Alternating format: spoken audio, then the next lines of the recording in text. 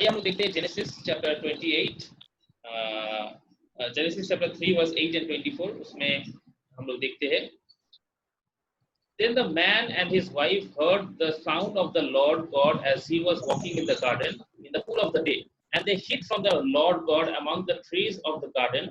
After he drove the man out, he placed on the east side of the Garden of Eden cherubim and flaming sword flashing back and forth to guard the way to the tree of life.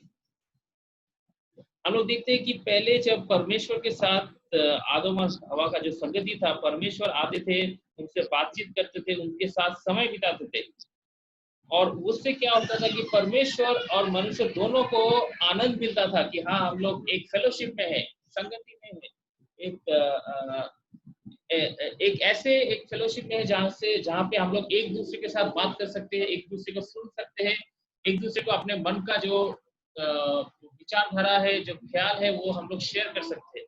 लेकिन अभी अगर हम लोग genesis की किताब में देखते हैं, उसका 3रा अध्याय में, उसमें देखते हैं कि जो मनुष्य को बनाया था, the man and his wife, जब उसने परमेश्वर का आवाज को सुना, तो उसने क्या किया, वो दौड़ते हुए नहीं आए कि हाँ, परमेश्वर आया है, चलो हम लोग मिलके संगति करते हैं, चलो हम लोग मिलके बैठ के बात करते हैं, चलो हम लोग थोड़ा आनंद लेते हैं।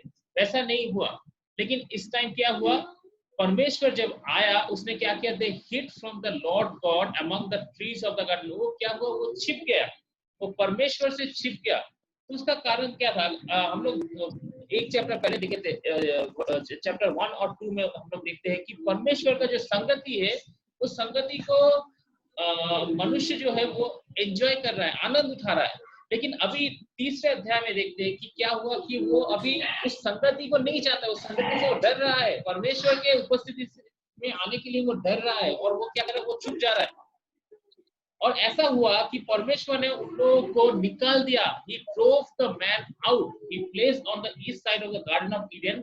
तो उसमें क्या हुआ कि परमेश्वर ने क्या किया, उन लोगों को उस बगीचा से निकाल दिया, और ताकि वो लोग उस बगीचा में नहीं ना आ पाए, उस जो जीवन वृक्ष है, उस जीवन वृक्ष से फल को ना खा पाए, इसलिए क्या किया, परमेश्वर ने उन लोगों के बीच में क्या किया, एक बाधा दे दिया, एक फ्लेमिंग सोर्ड, जिससे वो कभी भी वो आ नहीं सकता है। हम लोग को एक चीज देखना है कि जब आदम ने पाप किया था, वो क्या हुआ, परमेश्वर से दूर हो गया। उनके जो डिसोबिडियंस था, उसने जो परमेश्वर की आज्ञा को ना माना, उससे क्या हुआ, उसने केवल ऐसा नहीं कि वो बगीचा को खो दिया, गार्डन ऑफ ईडन को खो दिया, वो ऐसा नहीं कि अपना जो शरीर है, जो शारीरिक तौर से वो एंजॉय करता था, उस एंजॉयमेंट को खो दिया। उसका जो प्रॉस्पेरिटी था, उसका जो आशीष था, वो सब खो दिया, ऐसा नहीं। लेकिन उससे वो बहुत ही एक बेहतरीन चीज को वो खो दिया, और वो क्या है, वो ये है, वो परमेश्वर है। और उसने क्या किया, वो परमेश्वर को खो दिया। सबसे ज्यादा इंपॉर्टेंट जो है, वो परमेश्वर को खो दिया, परमेश्वर का संगति को खो दिया। उस गार्डन ऑफ ईडन से वो और भी ज्यादा महत्वपूर्ण है, उस प्रॉस्पेरिटी से और भी महत्वपूर्ण है, वो आशीष से और भी महत्वपूर्ण है। उनको उसमें क्या होता था कि उनको कुछ करने के लिए कुछ प्रॉब्लम या कुछ भी प्रॉब्लम नहीं था, सब कुछ वो आनंद से कर पाता था। लेकिन उसको वो खो दिया। परमेश्वर ने मनुष्य को बोला था कि उस फल को ना खाओ, जिस फल से तुमको ज्ञान मिलती है, अच्छा बुरा का ज्ञान मिलेगा, उस फल को ना खाओ। और जिस दिन उस फल को खाओगे, उसी दिन क्या होगा, मृत्यु होगा। You would die on the same day you eat the fruit of the tree of knowledge of good and evil. तो उससे क्या हुआ, आदम ने और हवा ने जब इस बात को ना माना, क्या हुआ, वो लोग मर गए। और उससे क्या हुआ, उससे केवल वो लोग नहीं, पूरे मनुष्य जाति जो है, पूरे मनुष्य जाति मर गए। और सब लोग क्या हुए, सब लोग जो एक कर्ज के अंदर आ गए, और वो हम लोग शारीरिक तौर से आ गए और आत्मिक तौर से भी आ गए। और उस समय से अगर हम लोग देखते हैं कि जो मनुष्य है, मनुष्य क्या करता है, मनुष्य मरता है। They began to die। और नॉट ओनली डेथ, उससे क्या होता है, उन लोगों का जीवन में भी बहुत कठिन परिस्थिति आता है। उसमें सिकनेस, तो उसमें बहुत सारे कठिन रोग के सब आता है। तो ये सब इसलिए आता है क्योंकि वो जो प्रॉस्पेरिटी था, उस प्रॉस्पेरिटी को आदम ने खो दिया, और आदमी के साथ साथ पूरे जो मनुष्य जाति है, मनुष्य जाति खो दिया। वो दिन जो था, जिस समय वो परमेश्वर के साथ बात करता था, और परमेश्वर भी बात करता था, वो फेलोशिप, वो संगति, वो क्या हुआ, वो संगति अभी खो गया। और उस संगति में जाने के लिए जो एंट्रेंस था, उस एंट्रेंस में भी एक बाधा हो गया। जो एक्सेस था, वो एक्सेस भी डिनाई हो गया।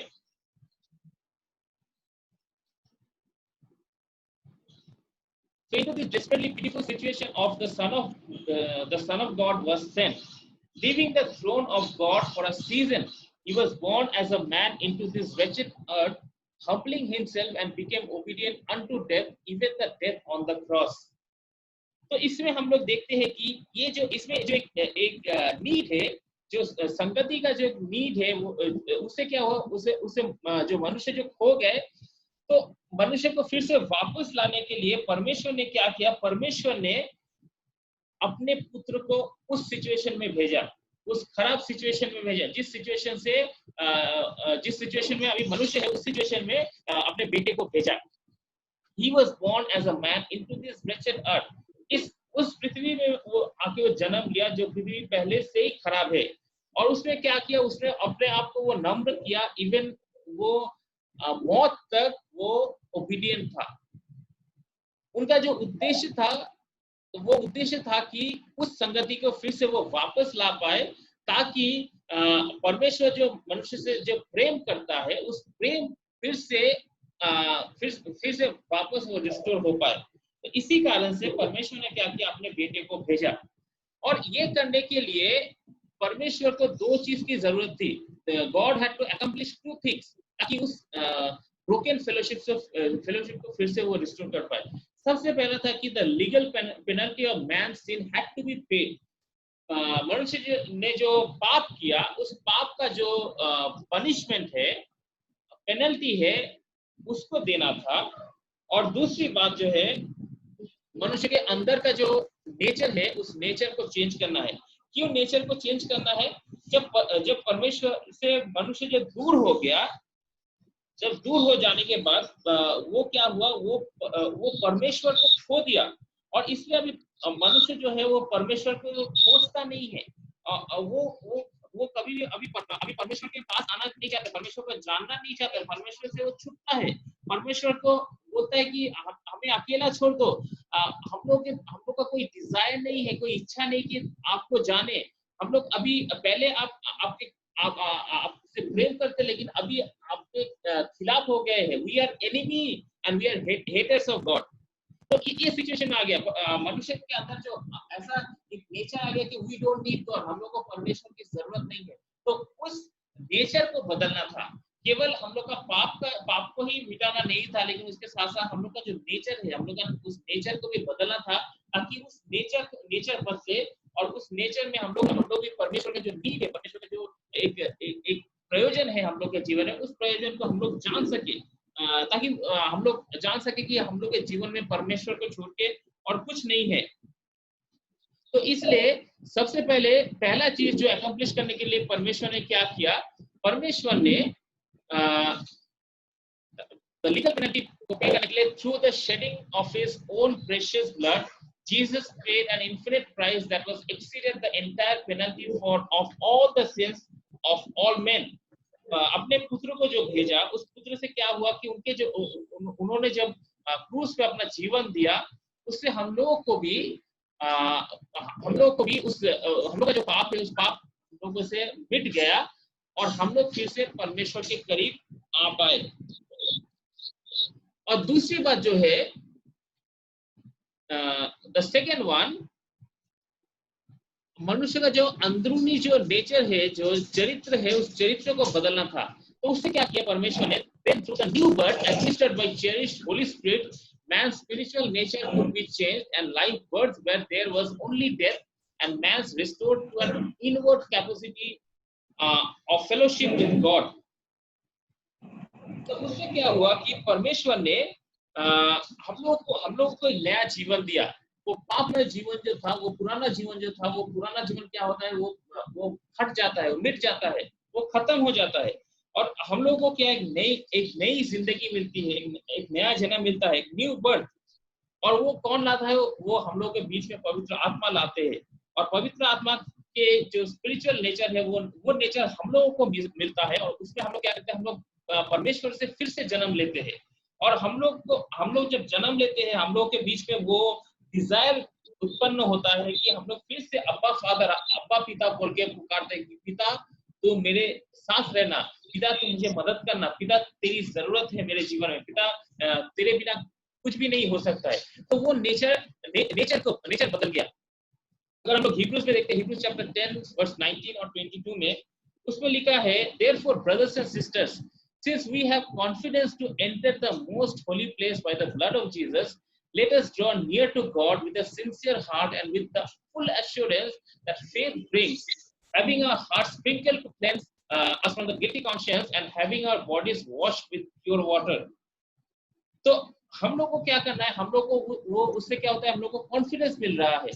जैसे पहले हम लोग अगर देखते हैं उस बगीचा में, परमेश्वर के सामने आने से आदम क्या कर रहा था, आदम और हवा छिप रहा था। वो परमेश्वर के सामने आने से डर रहा था कि परमेश्वर क्या बोलेंगे, हम लोग पाप किए हैं, हम लोग को वो निकाल देंगे, हम लोग को पनिशमेंट देंगे, इसलिए वो छिप रहा था। लेकिन अभी जो है, अभी अभी वो क्रूस से, अभी उस मछली के जो खून है, जो लहू है, उस लहू से क्या होता है, हम लोग को फिर से वो कॉन्फिडेंस मिलता है कि हम लोग फिर से परमेश्वर के सामने आ सकते हैं विथ कॉन्फिडेंस। हम लोग फिर से अपने आप को परमेश्वर के सामने लेके आ सकते हैं विद अ सिंसियर हार्ट और एक फुल एश्योरेंस के साथ, जो विश्वास हम लोग के जीवन में लाता है कि परमेश्वर हम लोग को फिर से एक्सेप्ट करेगा, फिर से हम लोग को उसी जो खोए हुए जो संगति था, तो खोए हुए जो हम लोग को प्रॉस्पेरिटी था, खोए हुए जो ब्लेसिंग था, वो ब्लेसिंग हम लोग को फिर से मिल सकता है, हम लोग को फिर से परमेश्वर वो दे सकता है। और हम लोग भी परमेश्वर के हो जाएंगे। वी विल बिकम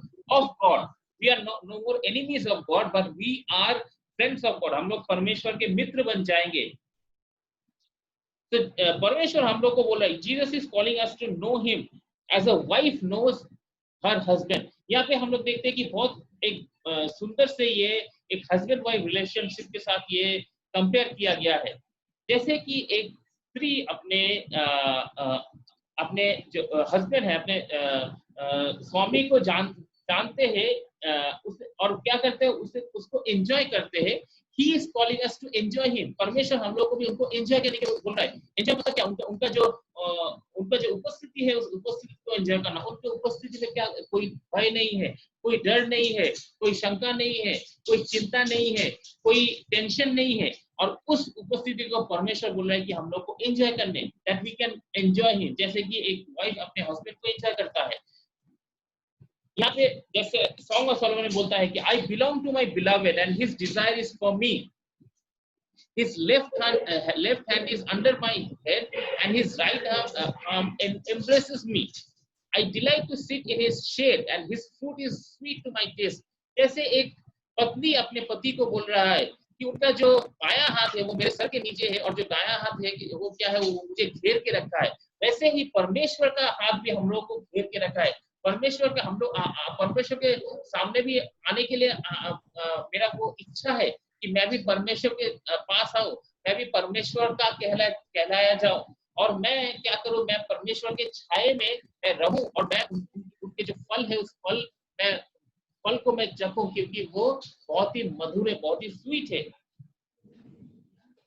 और अगर हम लोग देखते हैं, जैसे कि सॉन्ग ऑफ सोलोमन में कहा गया है कि you are all together beautiful my darling, there is no flaw in you, you have stolen my heart, you have stolen my heart with one glance of your eyes, turn your eyes from me, they overwhelm me, how beautiful you are and how pleasing my love with your delights। जैसे पत्नी क्या कर रहा है, अपने पति को बोल रहा है कि मैं तुझसे प्रेम करता हूँ, मेरा दिल जो है वो तेरे लिए है, तूने मेरे दिल को ले लिया है। तो वैसे ही हम लोग का भी चाहत परमेश्वर के लिए वैसा ही होना चाहिए। हम लोग का भी चाहत, हम लोग का भी डिजायर परमेश्वर के लिए वैसा ही होना चाहिए। परमेश्वर केवल हम लोग के लिए ऐसा नहीं कि हम लोग का रोग को वो चंगा करता है, हम लोग को केवल प्रॉब्लम में वो मदद करता है, ऐसा नहीं है।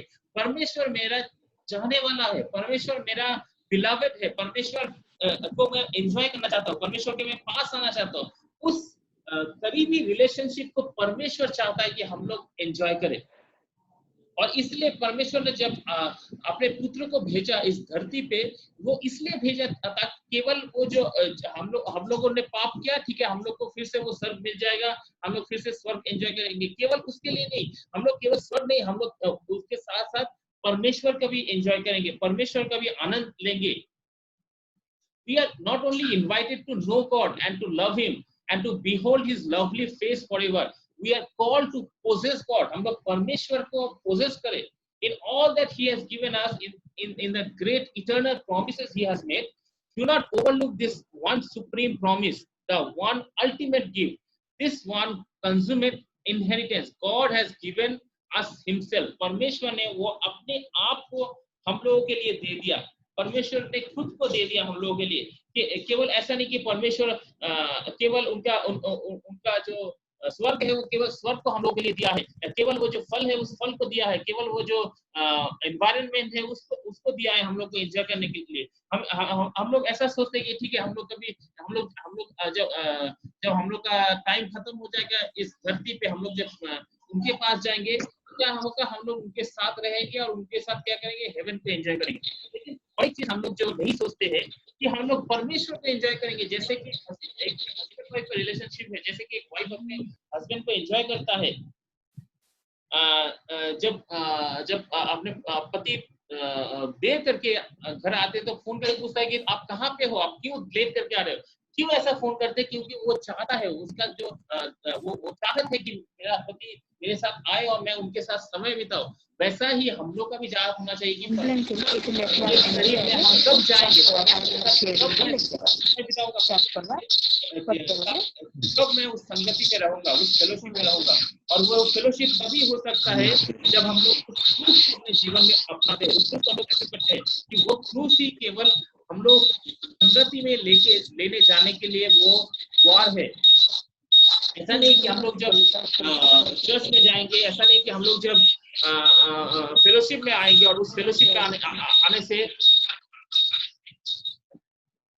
ऐसा नहीं कि उस फेलोशिप में आने से ही केवल हम लोग संगति को एंजॉय करेंगे। ऐसा नहीं कि केवल हम लोग जब मसीह लोग एक साथ मिलेंगे तभी जाके हम लोग फेलोशिप को एंजॉय कर सकेंगे। लेकिन उसके साथ साथ और एक बहुत ही इंपॉर्टेंट चीज है कि फेलोशिप मतलब परमेश्वर को एंजॉय करना। फेलोशिप मतलब परमेश्वर को एंजॉय करना, और परमेश्वर ने खुद को, अपने आप को हम लोगों के लिए दिए हैं ताकि हम लोग भी उस फेलोशिप को एंजॉय कर सके, हम लोग भी उसके संगति में आ सके और उस फेलोशिप में हम लोग रह सके, ताकि हम लोग भी बोल सके कि आप मेरे प्रिय हो, मैं आपके लिए मैं चाहत करता हूँ, मेरा दिल जो है आपके लिए है, मेरा प्यार जो है वो आपके लिए इंतजार करता है। जैसे कि सॉन्ग ऑफ सोलोमन में लिखा है, a treasure greater than the sum total of the universe, the realm of both seen and unseen, God has given us himself। जैसे मैं पहले ही बोला था कि जब आदम ने पाप किया था तो आदम ने क्या खोया था। आदम ने केवल उस बगीचा को खोया नहीं था, आदम ने केवल उस प्रॉस्पेरिटी को खोया नहीं था, आदम ने केवल उस ब्लेसिंग को खोया नहीं था, लेकिन आदम ने परमेश्वर को खो दिया था। और अभी हम लोग देखते हैं कि जब परमेश्वर ने अपने पुत्र को भेज रहा है, उस पुत्र के द्वारा हम लोग क्या करें, हम लोग भी उस परिस्थिति में, उस सिचुएशन में आ रहे हैं जहां पे फिर से हम लोग परमेश्वर को प्राप्त कर सकते हैं, परमेश्वर को एंजॉय कर सकते हैं और परमेश्वर के साथ रह सकते हैं। और अगर हम लोग एफिशिएंस में देखते हैं, एफिशिएंस चैप्टर 3 वर्स 17 to 19 में उसमें लिखा है, क्राइस्ट में ड्वेल इन योर हार्ट्स, मसीह आपके हृदय में वास करे, ताकि आप, that you may have power together with all the Lord's holy people to grasp how wide and long and high and deep is the love of Christ, and to know this love that surpasses knowledge, that you may be filled to the measure of all the fullness of God। ताकि हम लोग मसीह का जो प्रेम है, जो सबसे बड़ा है, जो सबसे ऊंचा है, जो सबसे गहरा है, उस प्रेम को हम लोग एंजॉय कर पाए, उस प्रेम को जान पाए, जो प्रेम क्या करते हैं, सारे ज्ञान से हम लोग को आगे लेके जाता है। जो भी कठिन परिस्थिति है, जो भी सिचुएशन है, जो भी प्रॉब्लम है, उस प्रॉब्लम के अधीन में हम लोग ना रहे, लेकिन प्रॉब्लम में भी हम लोग उस प्रेम को जाने।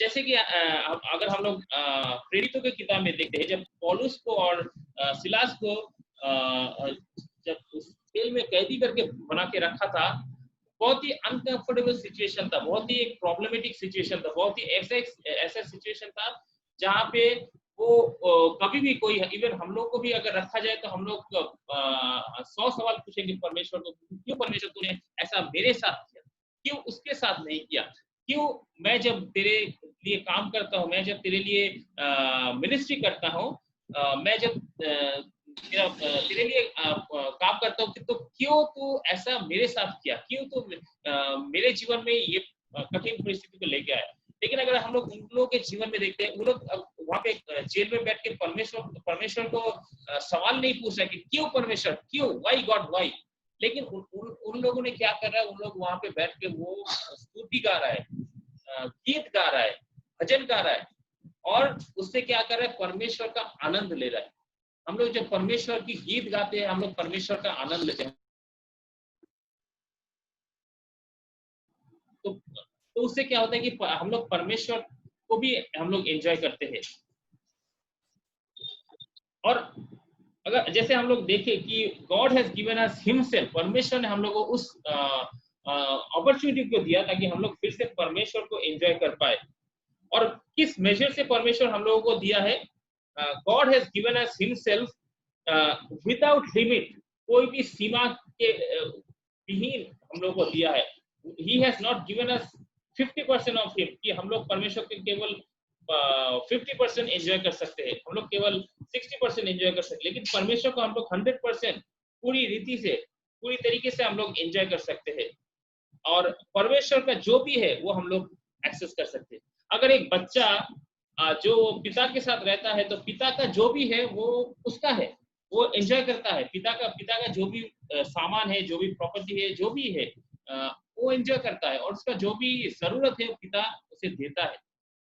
लेकिन अगर वो बेटा, अगर वो पिता के साथ नहीं रहता है, पिता से दूर चला जाता है, पिता से अलग हो जाता है, तो क्या होता है, पिता का जो जो भी है वो एंजॉय नहीं कर पाता है, क्योंकि वो पिता के साथ नहीं है, पिता से दूर हो गया है। हम लोग जैसे वो प्रोडिगल सन में देखते हैं, तो वैसे ही अगर हम लोग भी परमेश्वर के साथ नहीं रहते हैं, परमेश्वर से दूर रहते हैं, तो परमेश्वर का जो भी है वो हम लोग एंजॉय नहीं करेंगे। हम लोग अगर परमेश्वर को अलग रख के हम लोग मिनिस्ट्री करेंगे, हम लोग सेवकाई करेंगे, तो क्या होगा, हम लोग उस सेवकाई में भी परमेश्वर को नहीं ला पाएंगे, ताकि वो सेवकाई परमेश्वर की इच्छा से हो। तो इसलिए हम लोग को ये करना चाहिए कि हम लोग परमेश्वर को एंजॉय करें, परमेश्वर को जाने, परमेश्वर की संगति में बने रहे।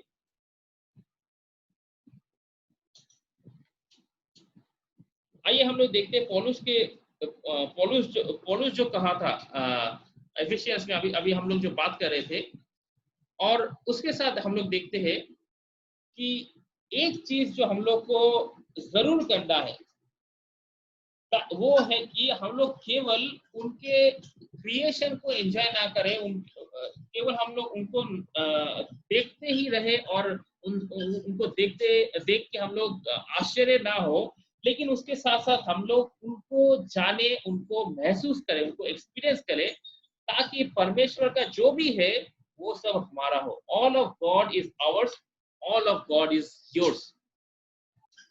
और जब हम लोग उसको करते हैं, तब हम लोग परमेश्वर का जो उद्देश्य है, परमेश्वर का जो बुलाहट है हम लोग के जीवन में, उसको पूरी रीति से हम लोग कर पाते हैं। हम लोग जैसे मिनिस्ट्री में है, हम लोग जहाँ पे भी है, हम लोग चर्च लीडर्स हो सकते हैं, पास्टर्स हो सकते हैं, कोई ऑर्गेनाइजेशन में लीडर हो सकते हैं, लेकिन हम लोग को ये जानना चाहिए कि हम लोग जो भी करते हैं, हम लोग को परमेश्वर का जो फुलेस्ट कैपेसिटी में करना चाहिए। We can do it with the full capacity of God। और वो तभी हो सकता है जब हम लोग भी परमेश्वर को पूरी रीति से हम लोग जानते हैं, पूरी रीति से हम लोग उनके साथ संगति में आते हैं। The most intimate union between ourselves and His Son, ताकि हम लोग उनको to enjoy Him forever, ताकि हम लोग उनको सदा के लिए हम लोग उनका आनंद ले पाए। उनका काम को आनंद ले पाए। ये हम लोग के लिए केवल बर्डन ना हो, लेकिन ये हम लोग के लिए आनंद का काम हो कि हम लोग कठिन परिस्थिति में उस पौलुस और साइलस की जगह जैसा हम लोग भी आनंद ले पाए और हम लोग परमेश्वर की संगति में रह पाए। तो प्रभु आप सबको आशीष दे और प्रभु आपको भी मदद करे ताकि आप भी उस संगति में आ सके, परमेश्वर को पूरी रीति से जान सके, पूरी तरीके से 100% उस फेलोशिप को एंजॉय कर सके और उस रीति से आप आपके मिनिस्ट्री को भी आगे ले जा सके। परमेश्वर आप सबको आशीष दे।